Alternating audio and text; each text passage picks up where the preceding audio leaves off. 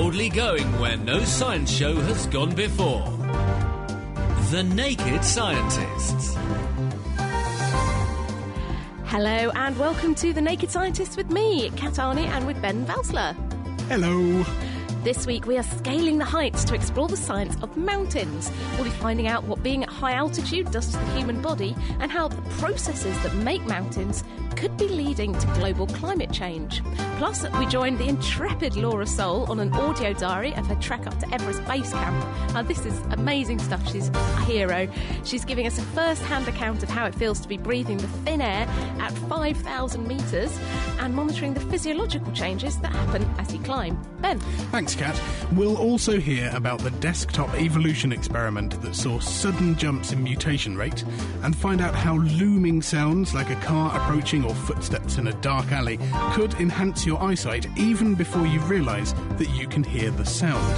We'll be exploring how stresses and strains can help shape the developing embryo, and we'll hear how scientists have discovered how we can taste fizz. Plus, Diana O'Carroll will join us with our question of the week. We'll be finding out if spiders are brilliant architects or mathematical geniuses in order to build the perfect web. So, arachnophobes beware. That's all to come on today's Naked Scientists. If you want to get in touch with any questions or comments, we would love to hear from you. Our email address is chris@thenakedscientist.com. The Naked Scientists Podcast. Powered by UK Fast, the UK's best hosting provider. On the web at ukfast.net. And now it's time for the news, and we're going to talk now about evolution. And evolution on a grand scale, now this is the sort of evolution that produced humans from our monkey-like ancestors, that takes millions of years, and it's kind of difficult to recreate in a lab. But researchers at Michigan State University have been running an evolutionary experiment over 21 years that is showing natural selection at work. Now, the scientists who are led by Professor Richard Lenski have bred and analysed a staggering 40,000 generations of bacteria, and they're publishing their findings today in the journal Nature. This is really impressive stuff. We have had Richard Lenski on the show before, actually. When did he first start doing this? Well, he first started growing these E. coli bacteria back in 1988. These are kind of bugs you find in your stomach, and you can grow them in flasks in the lab. They reproduce roughly every 20 minutes, so they're quite good for studying. Now, he figured that if a bacterial cell picks up a genetic mutation that gives it an advantage, then its progeny should start to take over the flask. Now, this is Darwin's theory of natural selection in action. And although this kind of experiment's been done before, this is the longest running and the most detailed study of its kind. So, once they've actually grown them in the flask, how did they study the bacteria? Well, what they've been doing over the past 2 decades is periodically freezing samples of bugs from the culture. But it's only really now we've actually got the genome sequencing technology that means we can study them really in minute genetic detail. So now we've got the technology to do justice to this experiment. So now that we have the technology, what are we finding? Well, when you look at the halfway marks at 20,000 generations, the scientists discovered that there were 45 mutations in the surviving cells. Now, as you might expect, these mutations give an advantage to the bacteria. And also the experiment revealed interesting relationships between the speed at which organisms adapt and the rate of mutation in their genomes. Now, Lenski himself actually says the genome was evolving at a surprisingly constant rate, but the adaptation of the bacteria slowed down. But then suddenly the mutation rate jumped up and you've got this new sort of dynamic relationship. Now, they found that a DNA mutation involved in DNA metabolism happened around sort of 26,000 generations. And this mutation in the enzyme that helps to make DNA actually means that the chances of mutations happening elsewhere in the genome really goes up a lot. So by generation 40,000, there was 653 advantageous mutations, compared with the 45 they found sort of halfway through the experiment. So it's not just creeping up and we get the odd mutation every now and then. It keeps going fairly constantly. Some of these mutations themselves seem to cause this big jump, and so we get lots more mutations, which of course should mean quicker evolution. Exactly, and it's really interesting because this research sheds light on many other situations where we get these kind of big jumps in evolution. For example, in cancers, you suddenly pick up a mutation that affects the DNA, and then the cancer starts to pick up a lot more mutations that make it grow and spread. Or in the case of microbial infections, as they start to take over. And it also could be useful for industrial scientists who are growing bugs that produce enzymes and drugs. And, maybe it could help the performance of their bacteria. Fantastic. It should be very interesting to see as well how bacteria develop resistance. If they have a mutation that causes them to change very quickly, then they'll adapt very quickly to whatever we throw at them. Absolutely. Now, some sounds, such as a speeding car that sneaks up on you or footsteps in a dark alley, actually seem to improve our eyesight even before we're aware that we can hear them. And this is according to research published in the journal Current Biology. Now, this gives us cause to rethink the idea that hearing and vision are handled separately in the brain at the input stage. So go on then, how do you figure this one out? Well, this was Gregor Tutt at the University of Glasgow and his colleagues at Glasgow and in fact all over the world. They performed a series of experiments to look at the excitability of a part of the brain called the low-level visual cortex. And they wanted to see if it was altered by hearing different sounds, in particular looming sounds. So to do this, they used a technique called transcranial magnetic stimulation. Is this where you just kind of zap someone's brain? It's exactly zapping somebody's brain. It uses rapidly changing magnetic fields to induce small currents in the neurons in your brain. And this stimulation in that area leads to the perception of flashes of light, a bit like those that you see when you rub your eyes, as little you put your fingers right in your eyes. Yeah. That's called phosphine induction. Now, in the presence of looming sounds, these structured sounds that sound like they're getting closer to footsteps. you. Like footsteps, exactly. Compared to control sounds that stayed the same volume or got quieter, the perception of phosphines was greatly and selectively enhanced. So this shows that these sounds do indeed alter the excitability of that bit of your brain that's responsible for your vision. They did see an increase in excitability when listening to the constant volume sounds, but the looming sounds actually doubled the baseline phosphine perception. So this increase actually happened about 35 milliseconds before volunteers could hear the sound at all. So this is something that's really at sort of the subconscious reflex type level. And is this something that we've evolved to adapt? So you might hear footsteps and think, oh, crikey, and be aware of something even before you've realised. I think that's almost certainly what happened. They say it's a pre-perceptive change in your brain. So before you perceive the sound, your brain has already altered its excitability to make up for it. They also followed an experiment to see if it was just the increasing intensity that got this reaction, so the fact that the sound was getting louder rather than it feeling like it was coming closer. And if you have a very structured sound like footsteps or like a car, yes, something that's quite structured, relatively narrow band, then it can sound like it's getting closer. But if you have something like white noise, just a broad hiss, then that will just sound like it's getting louder and won't feel like it's getting closer. So when they did the same test with these sounds, they found that the visual cortex was just as excitable as when you were listening to constant volume noises, but not as excitable as when listening to these looming noises. So it's definitely to do with the fact that it feels like it's coming closer. Something creeping up on you. Something creeping up on you, exactly. Now, this shows that visual perception can be boosted by other senses in, as I said, a pre-perceptive way, so before we realise what we're hearing. And this shows us that not only may this be an evolved capacity to listen out for that saber-toothed tiger creeping up on us when we're in our cave, but it may also give us cause to rethink the structure of the brain itself. Oh, there you go. And maybe make men look out for you when they hear your high heels coming. Anyway, from the brain to the very start of life. And talking about embryonic stem cells. Now, these have been hot news in science for quite a while. These are the first cells that form in the developing embryo just a couple of days after fertilisation. And they're amazing little cells because they have the potential to become any type of cell in the body. And because of this property, scientists are trying to turn them into all sorts of different types of cells in order to repair diseased or worn out tissues. Now, researchers grow embryonic stem cells, or ES cells, in the lab, and then they treat them with various chemicals, or they do manipulations on their genes to try and get the cells to adopt different fates. But now, scientists in Illinois have made an unexpected discovery, and that's that ES cells might be coaxed into certain fates by physical stresses and strains in the embryo. So actually pushing on the cells seems to change what they do. Yeah. It's fascinating stuff, and this is research that's just been published in the journal Nature Materials from Ning Wang and colleagues who were looking at the effect of forces on different types of cells. Now, to do this, they attach a single tiny magnetic bead. This is like a few nanometers to the surface of a living mouse ES cell. And then they put the cells into a tiny oscillating magnetic field, and that makes the bead wiggle up and down, and this makes the cells start to wiggle up and down, and this mimics the natural forces that are within a cell, such as the movement of little motor proteins that are churning stuff around inside the cells. Now, this setup meant they could actually measure the mechanical force being applied to the cell and measure how soft the cells are. And when they did, what did they find?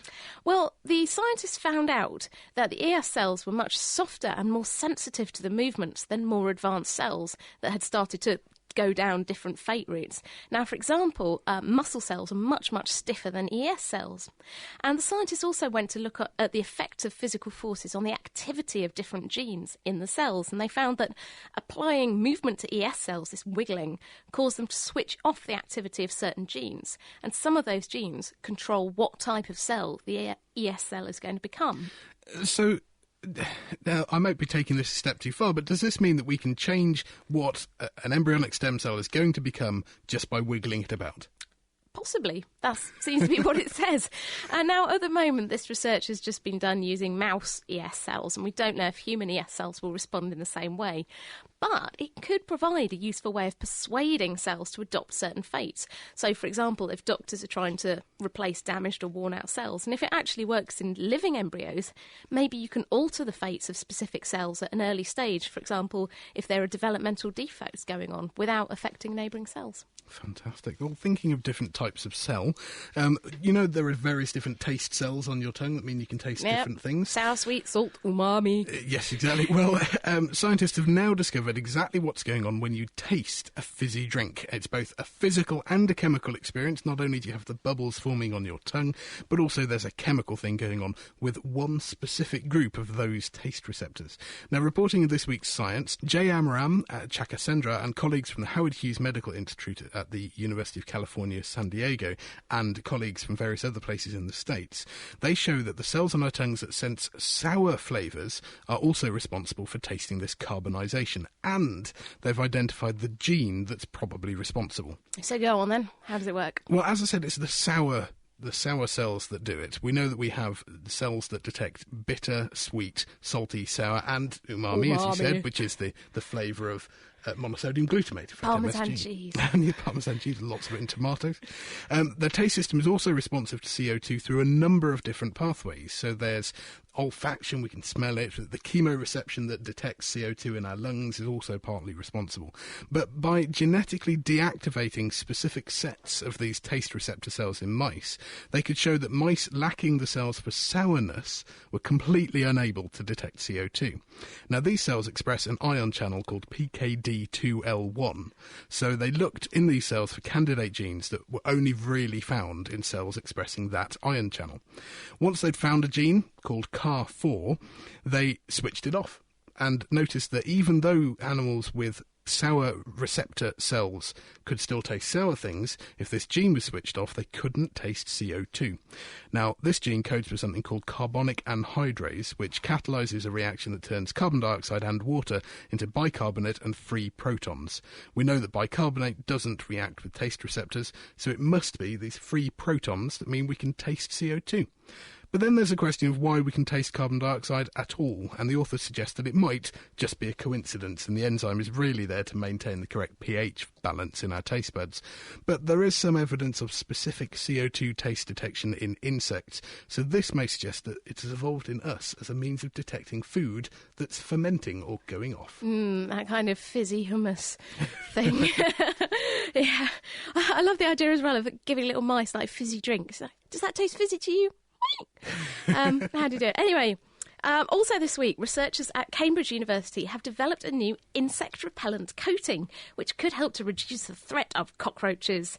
Now, for many of us, insects are just kind of a bit of a pest. They get in your picnic. But insect infestations are responsible for billions of pounds worth of damage across the globe every year. Now, we're joined by Jan Henning Dirks from Cambridge University. So, tell me a bit about what the problem is with insects, and then how you've tried to counteract this. Well, the problem with insects is that they amazingly well stick to all kinds of surfaces. If you look around, you see them basically clinging to the mirror, clinging to the window, holding on to everything and holding on very, very tight. And so for us, this is a more scientific problem to understand how this actually works. So at the Insect Biomechanics Workgroup here in Cambridge, we were trying to figure out what makes insects so incredibly good in sticking to different kinds of surfaces. And whilst we were exploring this, we found a surface that can help you prevent your house and your belongings and probably even your lab from crawling insects. So how does this surface work? Because we have, non-slip surfaces, things like PTFE that we cover non-stick pans with. But why is your surface different? How does it work? Well, our surface is completely different to all other insect repellents that you know. Because if you look around you, all insects that you can see, they have sweaty feet actually. So they have nice. They do, yes. And you can even write your PhD about it. And so this foot sweat that they have, that helps them to stick to surfaces. And our technology does something very new. It basically it tricks the insect's feet. It makes them lubricate their own feet. Other repellents that you see, they work like they are sticky themselves. So, these fly tapes that capture flies, or some people who keep insects at home, they know that they have these surfaces that erode and make the feet dirty. But our technology is like a selective sponge. It removes something from the insect's adhesive fluid, and what's left over makes the insect's feet slip. So instead of having sort of a sticky glue that they're sticking out the wall with, suddenly they're going woo and sliding off. It's very similar. So they don't really have a sticky substance at first. It's more like ketchup or custard. It's one part of it is oil and the other part is water. And together it works very similar to ketchup. But if we remove the water, that's what our surface does, then what's left over is the oil, and that makes insects slip. And tell me a bit more about this surface. I mean, what sort of things could we coat with it? Is it very pliable? So that's what we're exploring right now. So in theory, you can apply the surface to very, very many kinds of different substances. So right now we are exploring, and that's why we're looking for a commercial partner to make this really available for everyone, so they can coat whatever they want with it and make insects slip from the barbecue or from where they don't want insects to be. Fantastic. Well, I'm looking forward to a non-insect, non-stick picnic hamper. That would be fantastic. That's Jan Henning-Dirks from Cambridge University. Keeping you abreast of the world's best science. The Naked Scientists. You're listening to The Naked Scientists, and this week we're looking at mountains, how the processes that make them can change the climate, and what they'd do to you if you attempted to climb up them. Now, the real star of today's show is Laura Soul, who recently climbed to base camp on Mount Everest with a group called Gap Adventures, a trekking group of 15, and for moral support, she took her brother. Oh, a trek up Everest is not something to be taken lightly. So before she went, Laura visited Cambridge University's Andrew Murray to find out what happens to the body in a low oxygen atmosphere. Oxygen is absolutely critical for almost every process in the body. Just about every tissue uses oxygen to make energy in the form of ATP, the universal energy currency of the cell. And if oxygen levels fall, the amount of ATP that can be produced and the amount of energy available to the cell is reduced. So you find it very much harder to do work, exercise work, which requires ATP because you've got less oxygen to make it.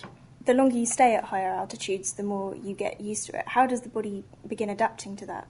Okay, so there's several adaptations you see, and they all occur over different time frames. So first of all, your heart will start beating harder. The reason for this is that it wants to deliver more blood to the muscles, the blood carrying the oxygen. So you pump more of that blood to the muscles to maintain the oxygen supply so you can do the work. The other changes you'll see is that you'll start breathing harder to get that oxygen into your blood. Over longer terms, or medium term rather, you'll start to see an increase in red blood cells in the blood of people adapting to altitude. The red blood cell, the erythrocyte, is what carries the oxygen in the blood. So by increasing the amount of blood, you increase the oxygen carrying capacity. Of course, this makes the blood very thick, and so it can also be slightly detrimental, and it becomes very viscous, very hard to push through the capillaries into the muscle. More long-term changes that you start to see, your breathing rate returns to normal. Your red blood cell mass stays high, but the signs are that there's other changes going on. And actually, we don't know a great deal about this, what's actually happening in the muscles themselves. We think it could be more blood vessels delivering oxygen to the muscle, or it could be changes within the tissue itself in the way that the muscle metabolism uses oxygen to make energy. It could become more efficient, or it could use other metabolic pathways that are not dependent on oxygen. Is there any height at which the human body cannot adapt to high altitude? Absolutely. As part of our expedition in 2007, my colleagues and I took blood samples from very high on the mountain. We took samples as high as 8,400 metres, and interestingly enough, we found that even up to about 7,000 metres, the blood oxygen content was maintained, by which I mean you had more red blood cells. Each of them was carrying less oxygen, but the fact that there was more of them meant that the total amount of oxygen in your blood was the same. But above 7,000 metres, and certainly above 8,000 metres, this began to fall.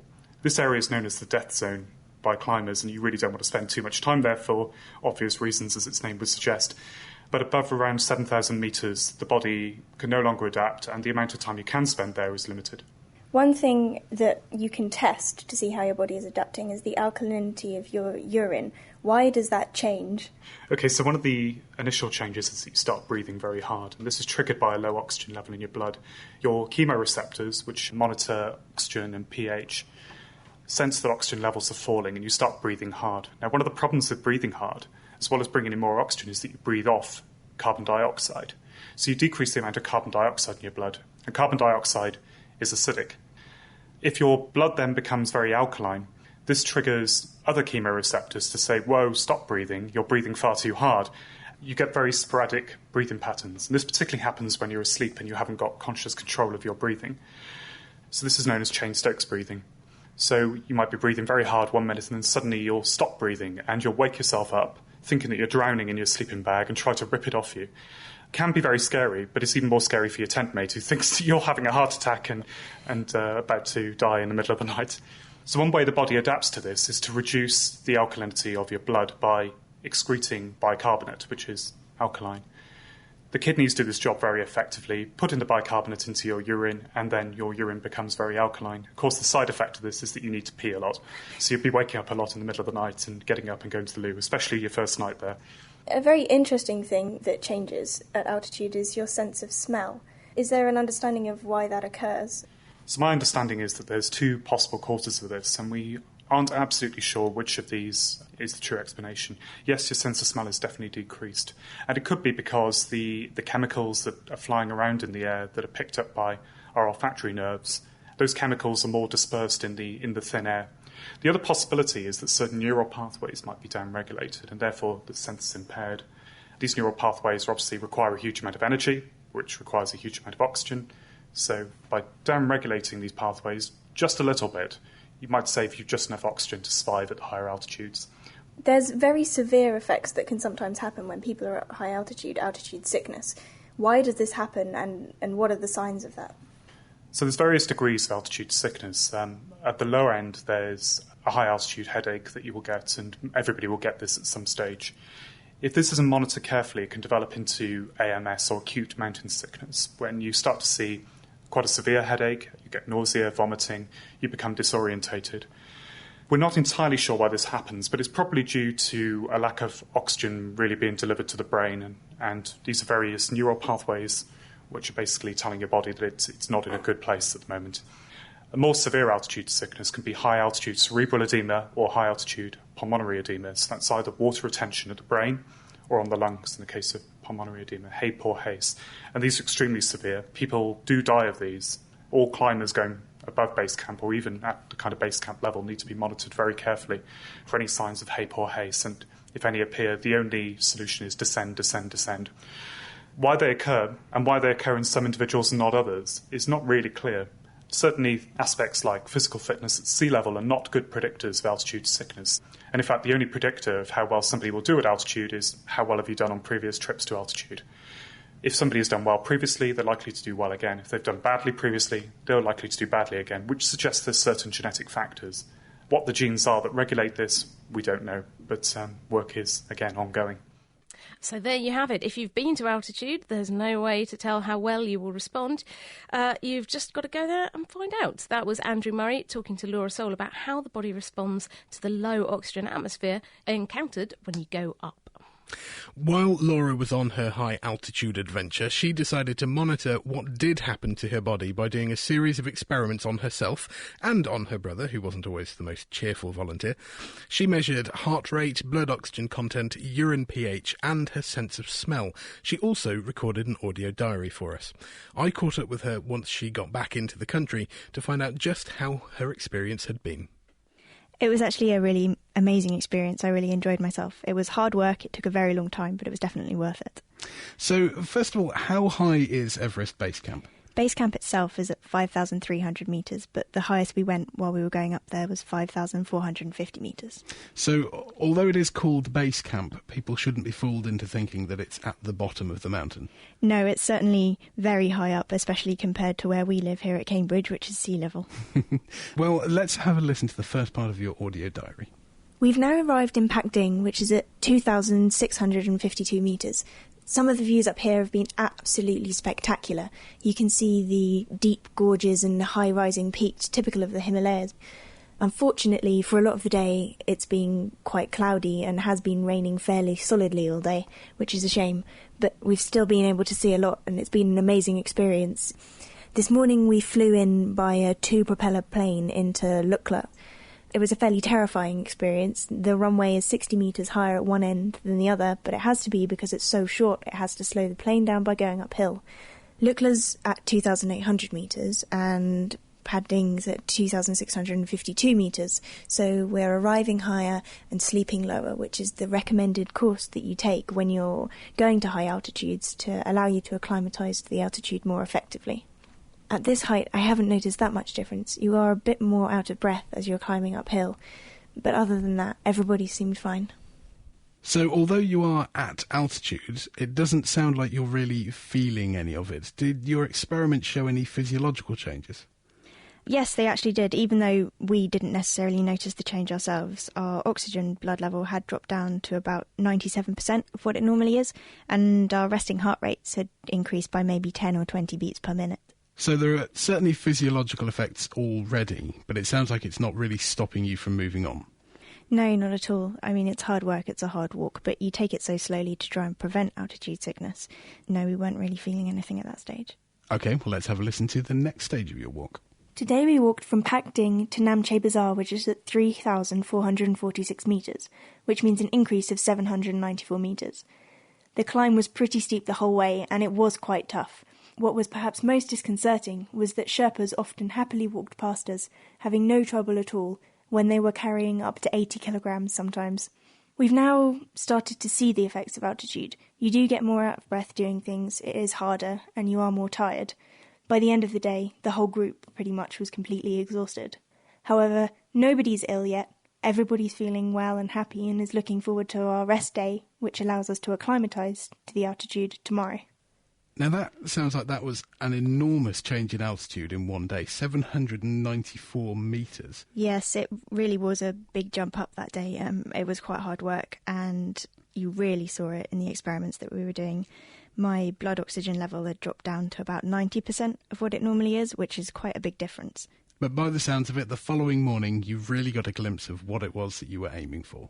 This morning, as we left Namche Bazaar, the sun was out and we got our first glimpse of Mount Everest. Unfortunately, it did only last for about 5 minutes before a cloud came across, but we could still clearly see Lhotse, the mountain next to Mount Everest, which is also higher than 8,000 metres. The morning's walk was quite flat. There weren't really very many up or down sections, and the sun was out, which made it quite pleasant. However, after lunch, the rain set in, and we had to walk up a steep hill for about 2 hours. A few people were starting to get headaches, me included, but nothing that an aspirin couldn't get rid of. We've now reached Tenbushe, which is the cultural and religious centre of the Khumbu region. Tenbushe is at 3,810 metres, which is an increase of 364 metres from Namche Bazaar, where we were staying last night. This is a relatively small jump compared to some of the other ones that we've done. However, as you get higher, the tougher each small jump becomes. The one thing that we are all noticing is that we tire out a lot more quickly than usual. There's less oxygen up here, which makes everything a lot harder work. So even though the altitude change was a lot smaller than the previous walk, it sounds like it's getting a lot harder. Yes, it definitely was. We were really beginning to feel it. And that afternoon in particular, when the weather set in and we were essentially walking up steps on what was almost a vertical cliff face, it was very much hard work. And your experiments reflected this increased effort? Yep, again, as Andrew Murray suggested they would, our oxygen levels were dropping right down and our heart rates were shooting up again. But the tough climbs don't stop there. Today we stayed in Perrottet again, but to try and prepare us for the rest of our journey, we had an acclimatisation day, which meant climbing up a nearby hill, which went up to 5,100 metres. Probably about halfway up, I started getting quite a bad headache. We had the option of going to about 4,900 or carrying on for the final 200 metres, and quite a few people, me included, stopped at 4,900. We've been told that a headache doesn't really matter as long as it stays at the front of your head. It's when it goes round to the back of your head that it becomes dangerous. Also, according to our guide Sanka, it's all about your mental attitude. The more you worry, the more you stress, the more you think about things while you're walking, the more likely you are to get headaches, to feel nauseous, to get altitude sickness in general. And although I do have a very bad headache now, I have to say that having taken his advice so far, it usually does seem to work. It's certainly a lot easier to sleep. So Andrew Murray was saying that sleep would be interrupted because of this strange breathing pattern. Did people start to experience that? Yes, at this stage a lot of people were commenting that they were having trouble sleeping, that they kept waking up in the night and they couldn't work out why. Actually, when you could hear the breathing patterns of people nearby you when they were sleeping, you could definitely notice it. There were the short little breaths and then the large gasping breaths, and then their breathing would just cut out completely, which was a bit scary, but it was really interesting. And it sounds like trying to relax and not think about it really helped. Yeah, I really found that just letting my worries float away and not thinking about anything really made me feel a lot better. It's part of the Nepali philosophy, just everybody chill out and relax. So with that in mind, you got your heads down, thought about nothing and carried on walking. So today we've walked up to Le Rocher, which is at 4,800 metres. It was a very tough climb, despite the fact that we'd had the acclimatisation day the day before. I think that having pushed myself quite hard yesterday, it's left me with a bit of a headache today, especially because I've been worrying about it. The other thing is that up here it's suddenly noticeably colder for the first time. Other people are really starting to feel the effects of altitude as well. More and more of the group are getting headaches, although no one's had any serious problems yet, thankfully. One thing people are definitely noticing is that you have to go to the toilet much more than you usually do, and it's a lot harder to sleep. So, just as predicted, you had to go to the toilet far more often. And this, Andrew Murray was saying, is to do with balancing your body's pH. Were you able to do any experiments to prove this? Yes, we actually did measure the pH of our urine, and there was quite an interesting effect. Whereas with your oxygen level and your heart rate, there's sort of a steady increase and decrease while you're travelling. With this, it was more that the alkalinity of your urine would shoot up when you made a jump in altitude, when you went up a long way, and then very quickly it would drop back down again to a normal level, and then as you went up again, it would shoot back up and then drop all the way down again. Fascinating stuff. You are, in many ways, very close to reaching base camp. We will find out later in the show if you actually made it. By this point, the views must have been incredible, and there must have been quite a drive to get there. Yeah, it really is a spectacular place. If anyone ever gets the chance to go there, I'd recommend it. There's never seen anything like it before in my life, and I'd love to go back. So we will be going back to Laura later on in the show to find out if she made it to base camp and hear a bit more about the experiments and how they showed her body reacting to the rarefied air. Laura has also very kindly sent us some pictures of her trip. You can find them all at thenakedscientist.com/podcasts. Lifting the lab coat on the world's best science. The Naked Scientists. Now, you're probably aware that different continents shuffle around, some slowly colliding while others pull away. And you may also probably know that this is the process that leads to the production of mountain ranges and can lead to devastating earthquakes. But you may not have realised that this same process might have been responsible for a global shift in temperature, plunging us into an ice age. Now, to find out more, we're joined by Dennis Kent, who's over at Rutgers University in the US. So, hello, Dennis. Hello. Hello. How's things over in the US? Oh, very not too bad. Climate-wise, weather-wise, it's cold. Excellent. Now let's talk about some of these climate changes. Tell us very briefly how the climate has changed over, say, the past 100 million years. Well, over the last 100 million years, it started out being very warm, and there was a transition about 35 million years ago to development of ice sheets, first in Antarctica and later, more recently, in the last few million years, the ice sheet in Greenland, and every now and then during this current ice age, enveloping some parts of Scandinavia, Great Britain, of course, much of North America. So we're actually kind of in an ice age now, technically. Most definitely. Okay, most definitely as well as technically. And now, looking back again, sort of over 100 million years ago, what did the world look like? Well, the continents weren't in the shape that we know them today. Oh, the continents were in quite different places, and even prior to 100 million years ago, they were lumped together in we call Pangaea, a giant landmass that extended virtually from pole to pole. And that drifted apart starting about 180 million years ago. And at about 100 million years ago, the continents were quite well dispersed, and then started the process from dispersion into collision. And so over the last 50 million years, 100 to 50 million years, the continents were recoalescing in part.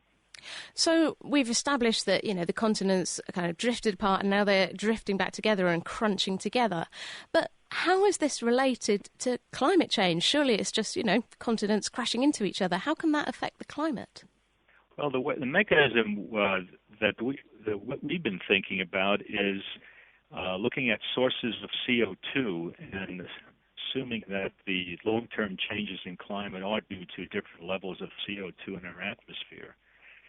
And some of the main sources of CO2 is ocean spreading ridges, and then also in so-called subduction zones where the ocean floor is being subsumed.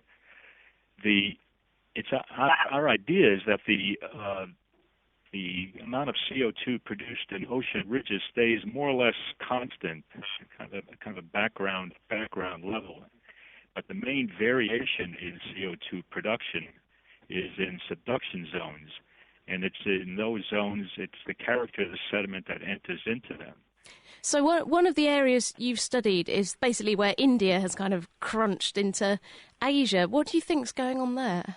That's a critical area because for two reasons. One, it was a place where several thousands of oceanic crust was subducted under Asia as India made its migration from the southern hemisphere to the northern hemisphere.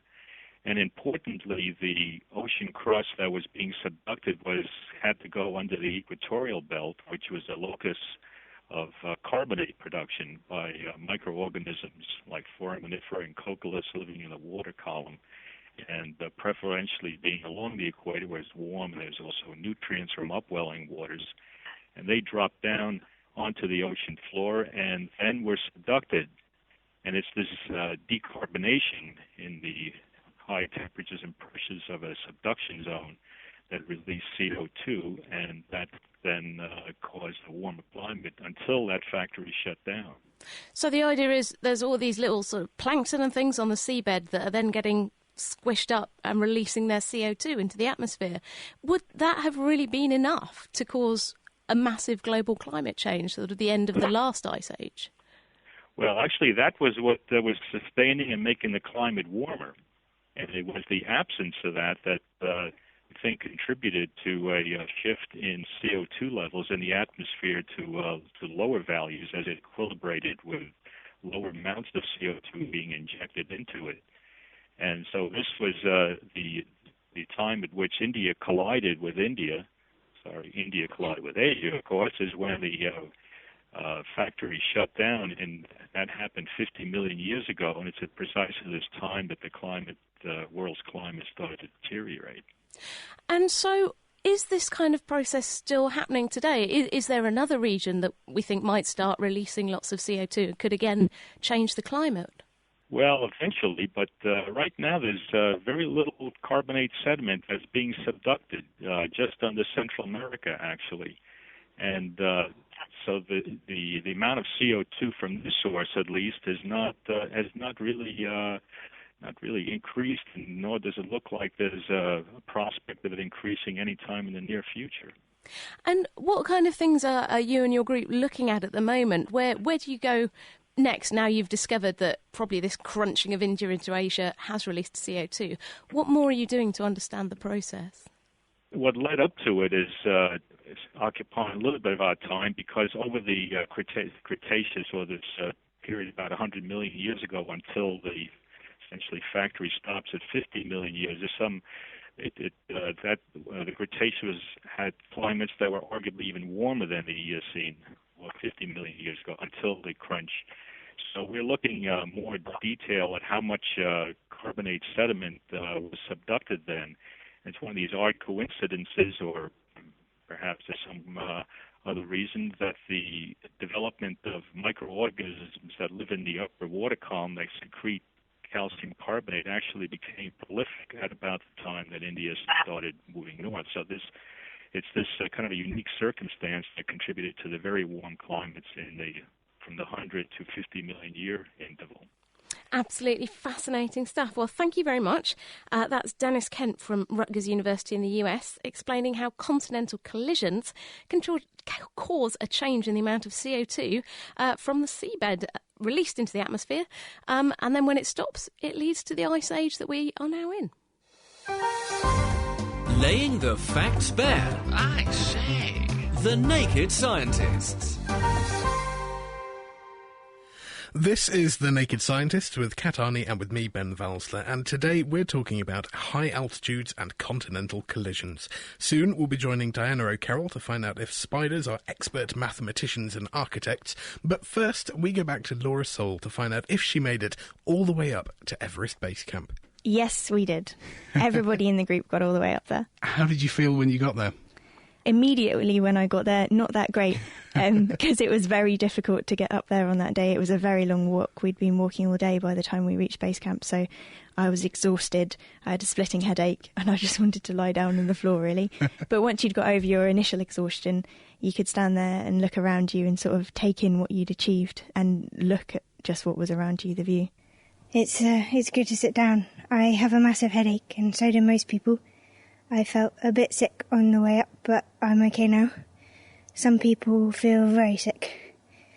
The view from here is absolutely amazing. You can see the Khumbu Icefall, which is really beautiful with these huge, big, jagged peaks of ice. It's been very hard work to get up here, but I'd say that it was definitely worth the climb.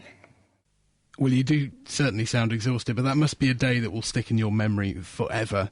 But thinking back to the experiments you were doing on yourself, what was your heart rate and blood oxygen like that day?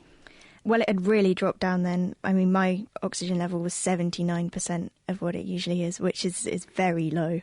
And our heart rates were all sort of up above 100, above 110 in some cases. And how long did you actually manage to stay there? How long did you stay at base camp?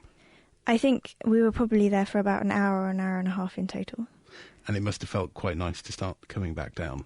Yes, when we began descending, it was quite a relief. We're back down at Namche Bazaar now, at 3,440 metres. My blood oxygen level is back up to 94%.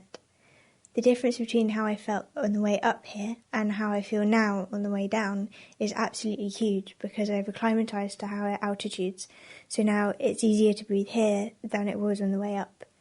Everyone is just really full of energy, even though we walked in one day what took us 4 days on the way up.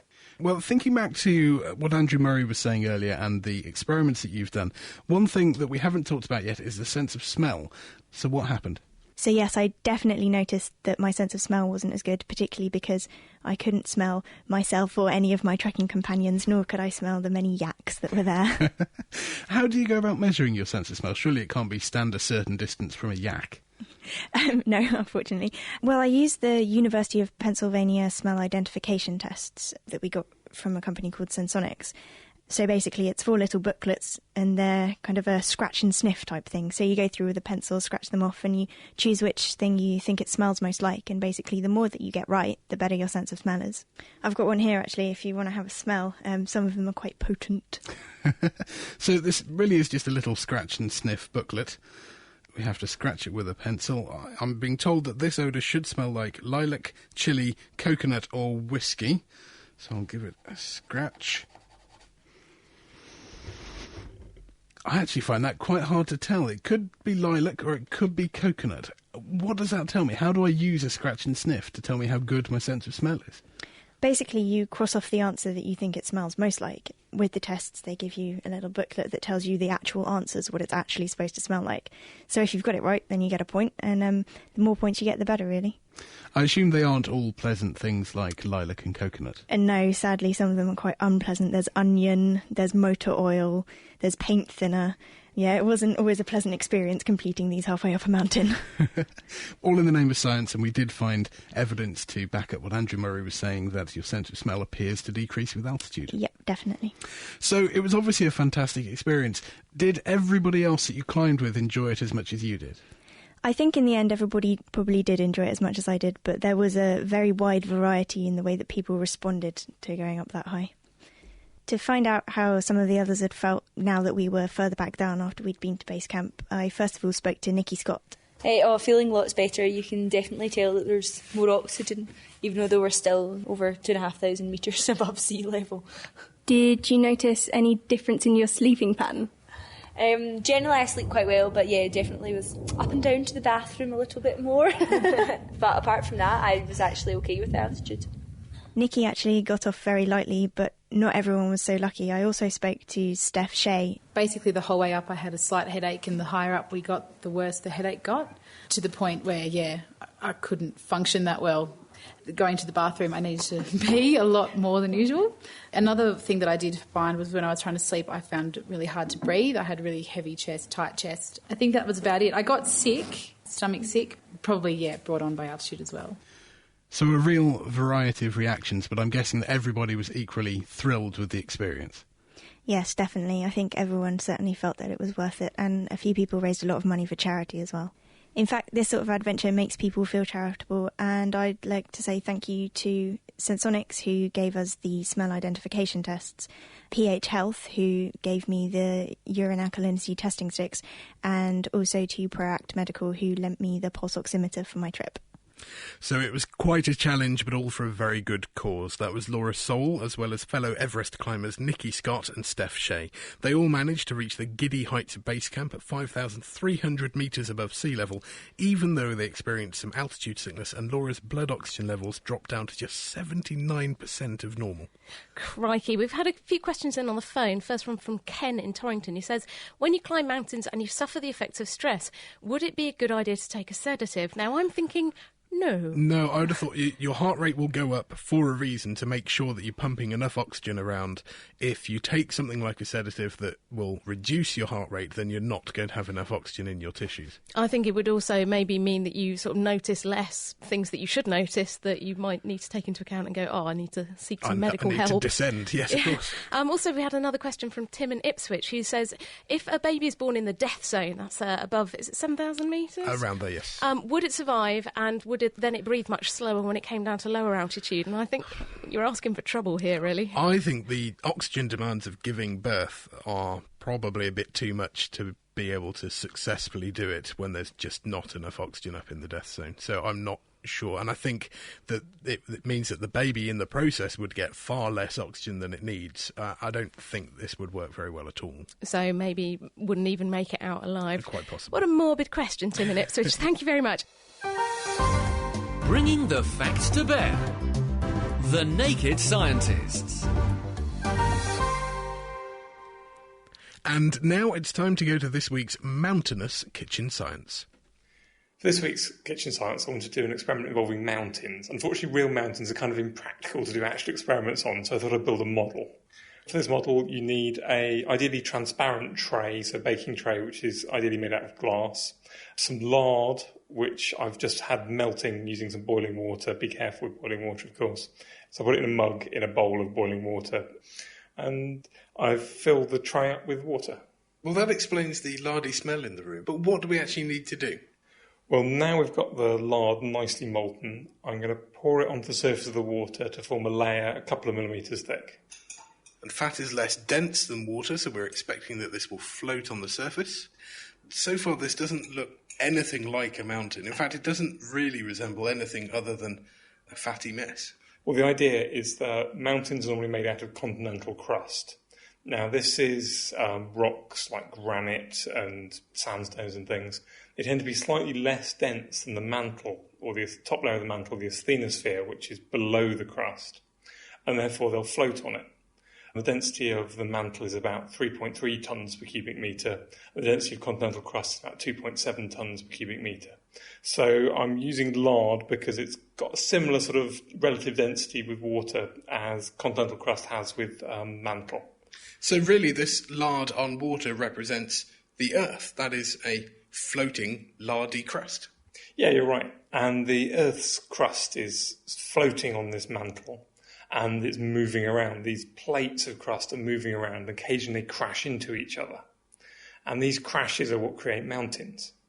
So our lard crust is now about the right consistency. It seems to have gone fairly hard and it's floating comfortably on the water. You now have to make it into two separate lard continental plates. That's right. I failed to make two to start with, so I'll have to chop this one in two using a pair of scissors. OK, so we're going to end up with a pair of lardy scissors. In order to emulate what happens over geological time as real continental plates crush into each other, we have to push our two sheets of lard together. In reality, the continental plates are moved around because the oceanic plates and the lithosphere, the layer just below them, is denser than the mantle once they get cold, so they sink and pull things behind them. But in our case, I'm going to have to use my fingers and get them all lardy. So I'm now gently holding the lard with as many fingers as possible because it's not very strong, and trying to push the two layers together. One of them appears to be starting to subduct under the other one. Yes, it's sort of folded over and is now going underneath the other plate. It's folding over in little flaps. If you look at the surface now, the two plates were a lot shorter, and where they were crushing together, it's definitely higher up than it was before. There are distinct peaks in it and valleys. It actually does look like a small, lardy mountain range. That's right, but the interesting thing is if you now look underwater, so essentially under the mantle in reality. It almost looks like a mountain range again, but upside down. And actually the upside down mountain range is far bigger than the one on the surface. So if our lard model holds true, then that means that every mountain range we see, there's actually bigger upside down mountains underneath them. That's right, especially really big mountain ranges like the Himalayas. There's going to be 5 or 6 times as much mountain range below the surface than there is rising up above it. Just like icebergs, what we see is only the tip. That's right. You do also get some mountains which are created so fast that the mantle doesn't have time to balance everything out, like Hawaii. But anything which has been around for a few tens of millions of years will certainly be in balance. This is called isostatic equilibrium. And they'll have huge roots. Well, there we go. So mountains have roots, and not just the ones that you can use to climb up them. We'll be back with another experiment next week. Boom. So Dave's lardy mountains show us that real mountains have deep roots, maybe 6 times as much rock under the surface than above it. Now, if Dave's lardy crust has inspired you to try your own experiment, do let us know. You can tweet at Naked Scientists or email chris@thenakedscientist.com with your own lardy crust experiments. Oh, lardy crust. There's something so very wrong about those two words put together. Now it's time for our question of the week, and so we've invited Diana O'Carroll back to join us in the studio. Hello. Indeed, and I had to say that I am a happy person because I eat lard. But anyway, this week's question is all about getting in a spin. Hello, my name's Charlie, and I'm from Milton Keynes, and I have this question about a spider. How does a spider work out all the positions for the different elements of its web? Is it a brilliant mathematician? So, just how do those ingenious arachnids do it? Hi, I'm Todd Blackledge. I'm an associate professor of biology at the University of Akron. Surprisingly, despite how elegantly symmetric orb webs are, they don't have a map of the shape of the web. Instead, they have genes that control how they move individual legs as they're manipulating silk threads and how to interconnect silk threads. It all starts off with a bridge thread. So a spider can suspend its web in midair by releasing a very lightweight silk thread until it snags on something, such as a tree on the other side of the trail you're walking on. That bridge thread then forms the core of the web. The spider is able to move out and begin to build an outer framework for the web at the same time as it establishes what are called the radial threads. Those you can think of as the spokes on a wagon wheel. And then once this framework is done, the spider then produces a temporary spiral. So it starts at the center of its web, and this temporary spiral acts as a physical guide for the spider to then spin the final gluey capture spiral. And the spider starts at the outside of the web, follows that temporary spiral, and essentially paints itself into a corner in the center of its web. They actually use their legs to measure the distances. So if you watch an orb spider as it's spinning its web, it's reaching out with one set of legs to touch the temporary spiral, and then using its hind legs to then position the sticky spiral. So the spacing between rows of silk is going to change as a spider matures and the length of its legs grows longer and longer.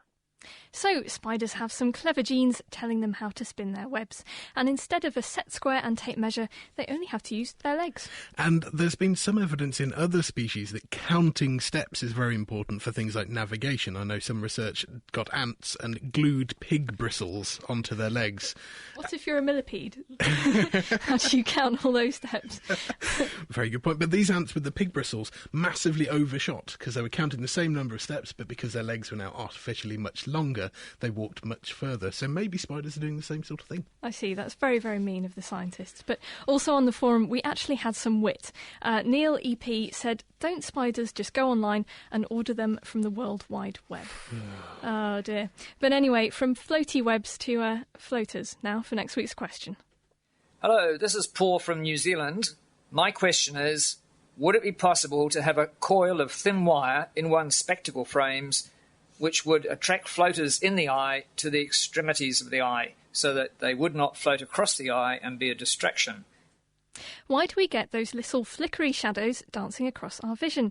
Help us to answer this next question of the week by emailing us, chris@thenakedscientist.com, or you can write something on our forum, and that's thenakedscientist.com/forum. And we'll be back to tackle that one next week. Thank you very much, Diana. That was Diana O'Carroll with our question of the week. You can find all of her previous questions on our website at thenakedscientist.com/QOTW. And before we finish, we've had a question in from Matthew who says, why is the background radiation in Germany higher than it is in the UK? Now, we spent some time looking at geological maps of Germany and the UK, and our conclusion is that a lot of Germany is made of granite, and granite releases a radioactive gas called radon. But the UK isn't completely bereft of radioactive rocks. A lot of Cornwall, a lot of Wales, quite a lot of the Pennines and some of the Peak District, and of course Edinburgh is made of granite and does release radon.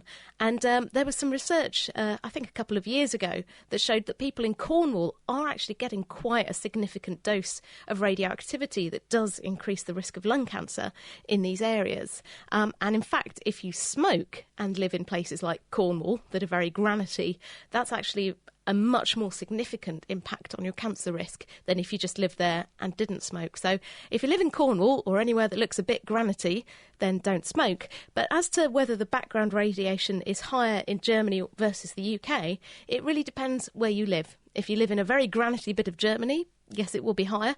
But if you live in a very granity bit of the UK compared to a non-granity bit of Germany, then obviously it'll be higher in the UK. What do you think, Ben? I think that sounds just about right. It's all about local geology. But that was a great question. Thank you very much, Matthew. Thank you. And that's all we have time for this week.